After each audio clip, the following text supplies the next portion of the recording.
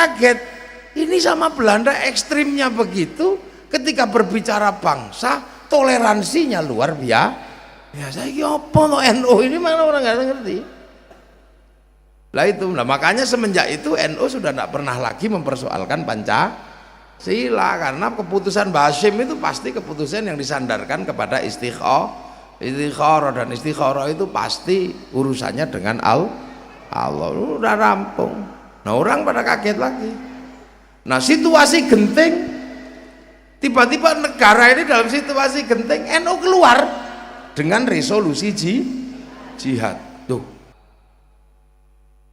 ini kita punya organisasi namanya Nahdlatul Ulama. Ini organisasi yang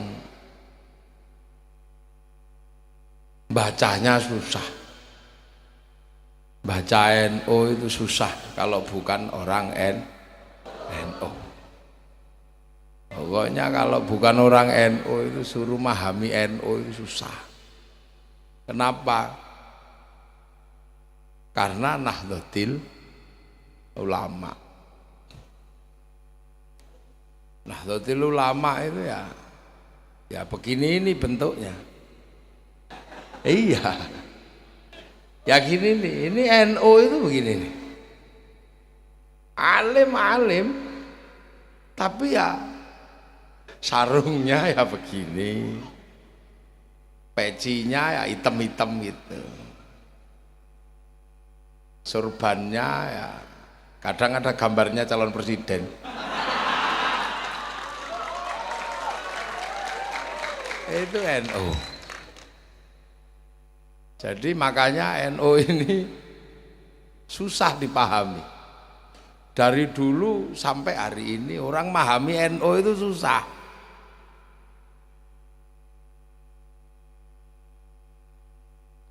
Susah, memahami NU itu tidak mudah. Karena apa? NU ini punya tanggung jawab berhadapan langsung dengan orang yang belajar Islam dari generasi yang sangat jauh dengan Rasulullah. Itu tanggung jawab NU. Kenapa? Karena NU itu Nahdlatul Ulama. Nah, ulama itu siapa? Pewaris para nabi. NU itu pewaris para nabi. Loh, ini ndak NU ya ndak ada loh.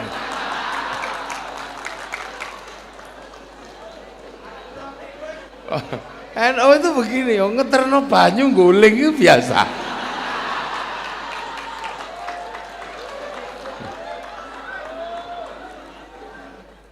Jadi makanya NU itu ndak tegang. NU itu riang gembira.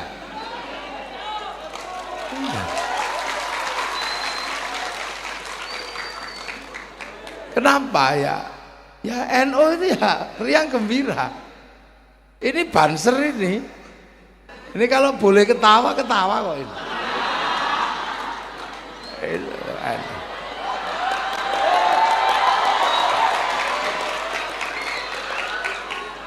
Tapi sama Yai Marsudi kan nggak boleh ini ketawa. Kalau ketawa diambil seragamnya. Jadi gini loh, ini NU, ciri khasnya seperti ini. Itu. Jadi NU itu ciri khasnya memang udah seperti ini. Jadi ndak serius-serius amat itu ndak.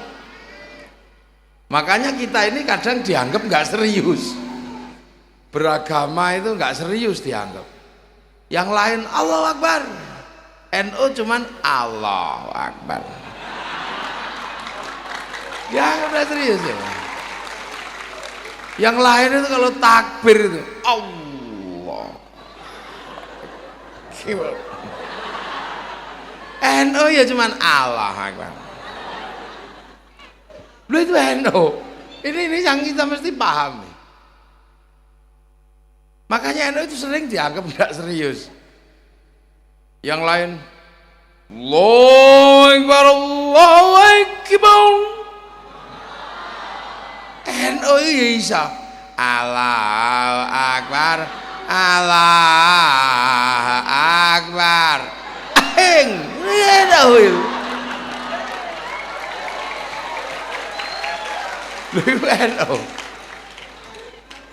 Ini ora NU ora ono.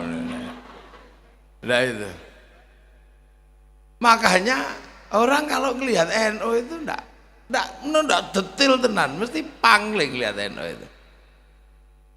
Iki Islam asli apa ora gitu. Kalau lihat yang lain itu dengan mudah, oh ini soleh, ini pasti orang baik ini dalam beragama karena jubahnya bagus, batu ireng. Orang sekira, oh bagus ini, cingkrang. Kiai itu rana sing rara serius plus. Ada ngutut.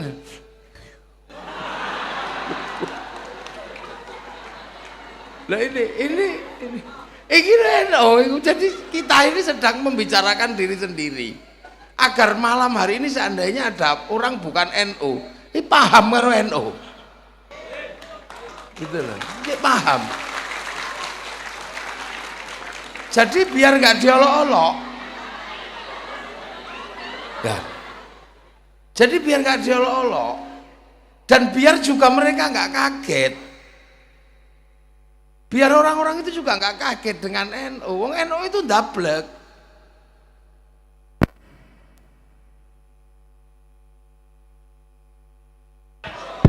Oh ya NU.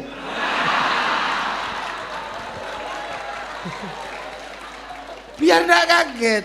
Karena orang ini mesti terkaget-kaget kalau lihat NU. Sampai peneliti Belanda itu bingung NU apa? Saking bingungnya sampai kesimpulannya itu nggak masuk akal. Jadi santri itu cirinya sudah ada, kalau kamu di Indonesia ketemu dengan orang dengan model ini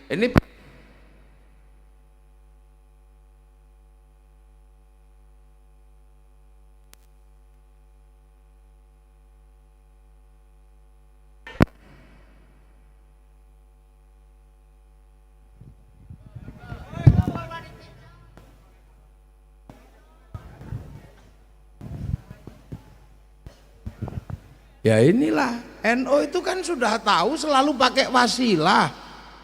Lah kok pakai mic nggak ada wasilahnya ini?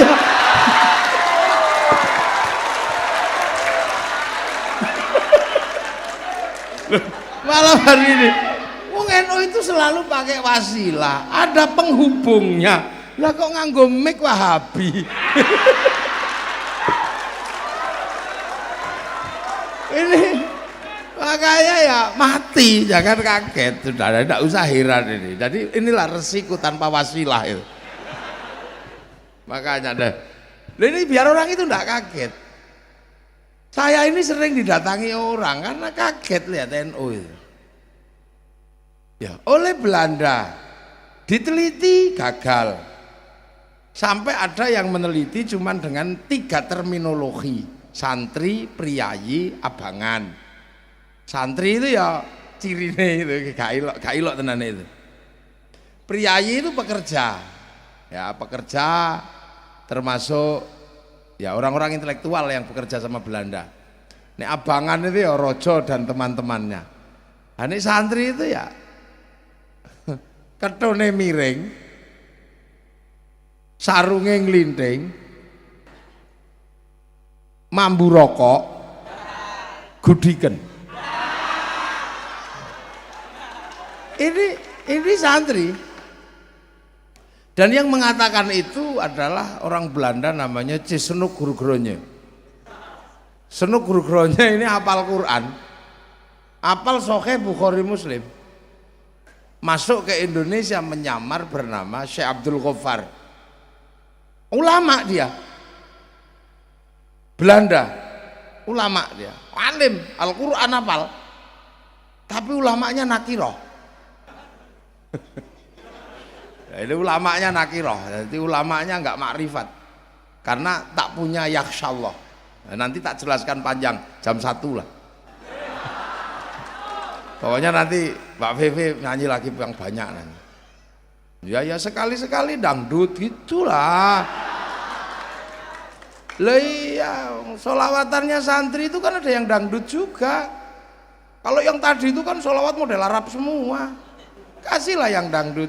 Ya Rasulullah salamun alaik ya Rafi'asya. Udah. Loh ini Ustaz Zulfikar, kalau saya yang sholawatan semua bisa nyuntuh. Lah ini sholawatannya NU. Tadi itu kan sholawatan terlalu modern ya. Nanti ada dangdutnya juga mesti. Milenial kasih dangdut. Ya Rasulullah salam. Loh itu NU.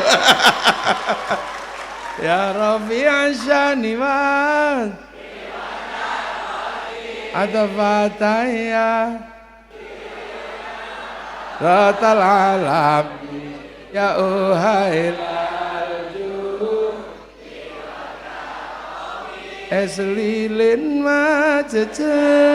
Udah. Saya ini kalau sholawatan semua bisa ngikuti. Nah ini sholawatan NU. NU desa. Loh itu orang menjadi bingung. Jadi ini kekuatan dianggap sebagai sebuah kekuatan yang terpisah dari Arab. Dianggap terpisah. Seolah-olah yang di sini ini nggak ada hubungannya sama Islam yang di sana. Penampilannya seperti ini. Ya. Tapi ketika orang-orang ini kalau sudah marah, yang namanya santri itu kalau sudah marah, dulu Belanda bangkrut gara-gara santri marah. Iya namanya Pangeran Dipo. Santri marah bangkrut. Zaman segitu 2 juta gulden habis. 200.000 tentara terbaik Belanda mati di sini. Akhirnya ya sudah deh. Kayaknya semua pengen baik. Akhirnya sudah jangan perang lagi sama santri, mati kita katanya. Disekolahkan aja santri itu, sekolahkan. Maka ada yang namanya Van de Venter, anggota Volksraad Belanda mengusulkan agar orang Indonesia ini disekolahkan. Lahirlah namanya politik etis karena disetujui Ratu Wilhelmina. Nah, yang lain mau sekolah. Wah, kayaknya asik sekolah di Belanda. Santri nggak mau. Apa ini sekolah di Belanda? Rusak kita nanti, udah nggak usah sekolah sana. Kita sekolah model yang ada aja. Karena kalau mengikuti Belanda nanti kita jadi kayak Belanda. Man tasyabbaha biqaumin fahuwa minhum. Siapa yang menyerupai Belanda sama dengan Belanda. Dan perlawanannya basic, perlawanan kebudayaan. Belanda pakai jas, santri pakai baju. Belanda pakai celana, kita pakai sarung. Belanda pakai sepatu, kita pakai sendal. Nah santrinya akhirnya Belandanya pusing, akhirnya ikut. Santri akhirnya pakai baju biasa, pakai surjan. Pengikut Belanda pakai belangkon. Santrinya pusing akhirnya. Loh kok mirip kayak kita juga. Akhirnya Belandanya pakai sarung. Akhirnya kok mirip juga. Akhirnya sendalnya ganti, kita pakai sendal kayu. Belanda ikut pakai sendal kayu. Akhirnya santrinya udah deh pakai sendal kayu, tapi pentolnya satu aja gitu. Nah itu maka ada santri Bakia. Akhirnya ini disekolahkan nggak mau, bikin sekolahan sendiri. Sama Belanda akhirnya dikejar-kejar kemana-mana. Lah santri lari ke kampung, salah satunya sampai Citanggolo ini. Santri ke kampung-kampung akhirnya, maka karena perlawanannya kebudayaan dengan Belanda, maka jangan salahkan kalau sekarang kekuatan santri ada di desa, dan kita nggak perlu malu menjadi santri yang kekuatannya ada di desa. Nggak perlu malu karena ini adalah resiko mempertahankan akidah Ahlussunnah wal Jamaah dengan tidak ikut Belanda. Jadi bangga saya jadi santri di kampung-kampung. Nah setelah itu Belanda melihat, wah ini lumayan lah bangsa ini, santri ini udah hilang katanya. Begitu dipikir hilang, Belanda suka-suka aja masuk lagi. Nah begitu Belanda masuk lagi, ternyata santri ini nggak mati. Santri tetap melakukan perlawanan. Dengan cara apa? Dengan sesuatu yang nggak masuk akal. Ketika orang-orang yang disekolahkan Belanda ini pulang, masuk kembali ke Indonesia, menggagas yang namanya nation state atau negara bangsa. Karena waktu di Belanda itu baca bukunya Ernest Renan yang berjudul What is the Nation. Nah, santri mis mumet di hopo gitu. What is the nation? Apa itu sebuah bangsa? Nah, kita menamakan bangsa Indonesia. Nah, santri datang. Ternyata apa? Punya gagasan yang sama. Santri yang selama ini belajar di Mekah, belajar di Arab, ternyata punya gagasan yang sama. Yang sini yang lulusan Belanda berbicara tentang bangsa, yang santri juga berbicara tentang bangsa, dan lebih ekstrim karena hubbul waton minal iman. Nah, yang Belanda nggak pernah membayangkan tiba-tiba lulusan Belanda dan lulusan pesantren gabung jadi satu, membangun bangsa. Nah, Belandanya kaget, makanya kok tadi siji. Begitu jadi satu, ternyata berencana membangun sebuah negara lah. Ketika berencana membangun sebuah negara, Belanda kaget, Eropa kaget, loh kok iso bangun bangsa. Trennya berbeda.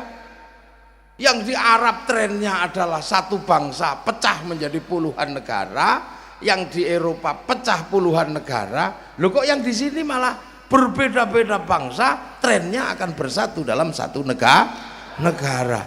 Ini aneh ini. Pakai Pancasila.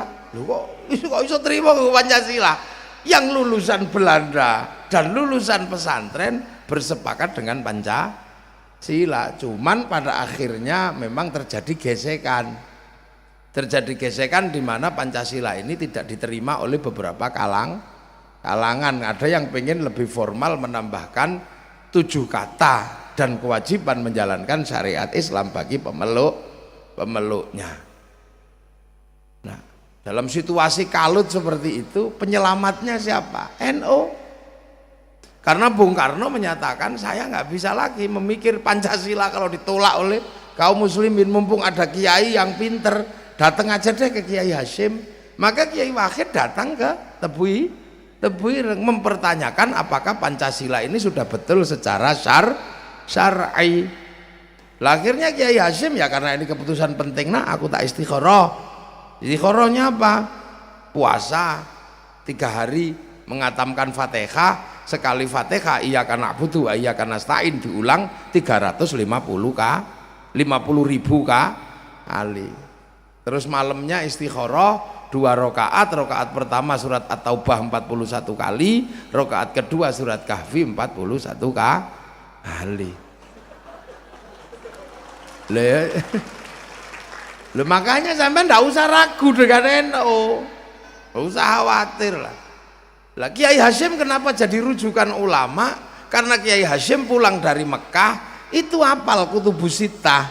Buktinya apa? Mendapatkan gelar Hadratus Syekh. Hadratus Syekh itu mensyaratkan hafal Kutubus Sittah, Sahih Bukhari, Muslim, Sunan Abu Dawud, Nasa'i, Tirmidzi, Ibnu Majah.